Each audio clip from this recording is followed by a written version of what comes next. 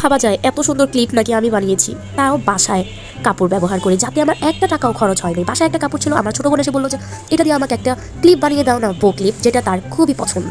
আর এত সুন্দর ক্লিপ যদি বাসায় বসে বানাতে পারি, আমার বাইরে যাওয়ার কোনো প্রয়োজন নেই। তাই তো আমি বসে পড়লাম একটা সুন্দর বো ক্লিপ বানাতে।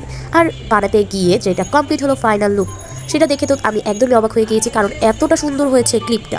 আর সেটাতে কিন্তু আমার একদম একটা টাকাও খরচ হয়নি। বাসায় যে কাপড় ছিল আমি কিন্তু জাস্ট সেগুলো দিয়েই বানিয়ে ফেলেছি, তাও এত সুন্দর কাপড় দিয়ে।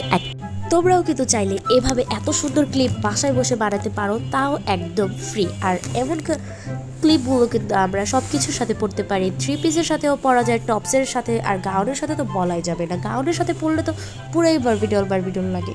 আর তোমরা বলতে পারো যে আপু কাপড় কোথায় পাবো? কাপড় তোমাদের বাসায় সবসময় থাকবে, কারণ যখন তোমরা তোমাদের ড্রেস বানাও তখন কিন্তু অবশ্যই এমন টুকরো কাপড় অনেক রয়ে যায়, আর সেটা দিয়েই কিন্তু তোমরা বানাতে পারবে।